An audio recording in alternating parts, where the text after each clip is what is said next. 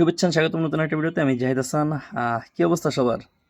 আসলে ক্রিকেট কি, কিভাবে খেলতে হয়, এর ধরন কিভাবে, তা গতকালকের ম্যাচ দেখলেই বোঝা যায়। আমি আগেই বলেছিলাম এই বিশ্বকাপের সবথেকে আলোচিত বা সবথেকে মানে লড়াইপূর্ণ ম্যাচ হবে অস্ট্রেলিয়া আর ইংল্যান্ডেরটা। তাই হয়েছে। এই চ্যাম্পিয়ন ট্রফির ইতিহাসে 350 রান ফার্স্ট টাইম, আর এই রানও চেস্ট করে 4 ঘন্টার ব্যবধানে চেস্ট করে ফেলেছে অস্ট্রেলিয়া, যেখানে ট্রেভিস হেড 6, স্টিভেন স্মিথ 5, দুজনে মাত্র 11 রান করেছে।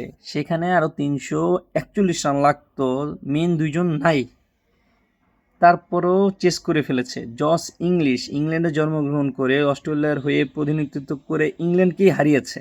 আসলে কিভাবে ক্রিকেট খেলতে হয় তা অস্ট্রেলিয়া দেখিয়ে দিয়েছে। মেন দুইজন যাওয়ার পরেও যে এত রান চেস করা মাত্র 5 উইকেটে, যেখানে 27 রানে 2টা, 136 রানে 4 উইকেট। ওই 4 উইকেটের পরে তো সবাই, এবং কি ডিসপ্লেতে শো করেছে অস্ট্রেলিয়া মাত্র 11% জেতার চান্স। সেইখান থেকে অস্ট্রেলিয়া 15 বল বাকি থাকতে 5 উইকেটে ম্যাচ জিতছে। যদি আরও 30 রানও দরকার ছিল নিয়ে নিতে পারত। Josh Inglis awesome, Alex Carey awesome, Matthew Short awesome, Marnus Labuschagne awesome, লাস্টে ম্যাক্সওয়েল সেই লেভেলের একটা খেলা দিচ্ছে, 15 বলে 32 রান। খুব ভালো লাগছে কালকে খেলা দেখে। তবে আফসোস লাগতেছে ব্যান ডাকেটের জন্য 165 রান করেও ম্যাচ জিতে পারলো না। তবে একটু বেশি স্লো হয়ে গিয়েছে। এই পিচে অস্ট্রেলিয়ার সাথে 400 রান অনায়াসে চেস করার প্রয়োজন ছিল, কারণ 40 ওভারে তাদের 280 ক্রস করেছিল বা 280 করেছিল। সেখানে লাস্টের 10 ওভারে 110-20, মানে 100 রান তো অনায়াসে করা যায়, 380-র উপরে অনায়াসে হওয়ার কথা ছিল, বাট ইংল্যান্ড তা পারেনি। এছাড়া আরেকজন বোলারের জন্য আমার খারাপ লাগতেছে কি, মার্ক উড প্রথম স্পেলে 4 ওভারে 24টা বলের মধ্যে 22টা বলই ছিল 150+, 150 থেকে 150+। জাস্ট 2টা বল ছিল 150-র নিচে, তাও একটা 148, একটা 149। এই লেভেলের বলার এত সুন্দর বল করার পরেও ম্যাচ কন্ট্রোল করতে পারেনি। চিন্তা করা যায় 4টা ওভার, 4 ওভারের ভিতরে 22টা বলে 150+, ধারাবাহিকতাটা কি লেভেলের! মানে আসলে অস্ট্রেলিয়ার ব্যাটারদের কাছে এইসব বল কোনো বিষয়ই না। যাই হোক, কংগ্রেচুলেশন অস্ট্রেলিয়া। আমি আগেই বলেছিলাম অস্ট্রেলিয়া জিতবে। চ্যাম্পিয়ন ট্রফিতে অস্ট্রেলিয়ার টিমের বোলিং লাইন আপ তেমন স্ট্রং না, তেমন বেটার না, but batting line up দুর্দর্শ।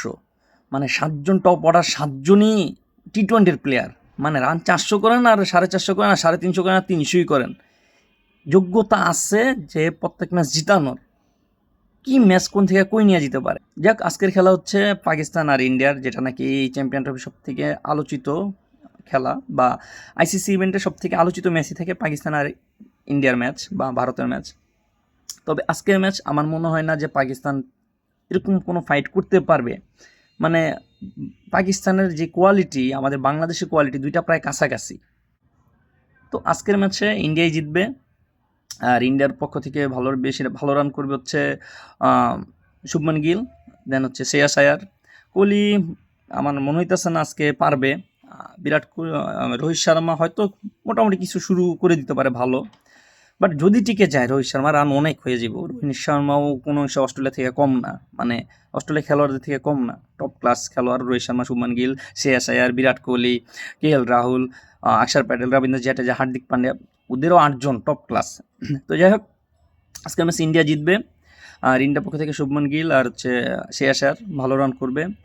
Mohammad শামি, হার্ষিত রানা ভালো বল করবে। আর পাকিস্তানের পক্ষ থেকে বাবর আজম করতে পারে কিছু ভালো রান। এছাড়া রিদওয়ান আছে, সালমান আছে। আই থিঙ্ক যদি ভালো কিছু হয় বা ভালো একটা ম্যাচ উপহার দিতে পারে, তবে কাগজে কলমে বা প্র্যাকটিক্যালে বা যে কোনো কিছুতেই ইন্ডিয়া অনেক এগিয়ে। যদি ইন্ডিয়াকে ব্যাটিং করে 300+ রান হবে, যেহেতু এটা দুবাইয়ের পিচ, এখানে মোটামুটি রান করা খুবই টাফ বা ডিফিকাল্ট।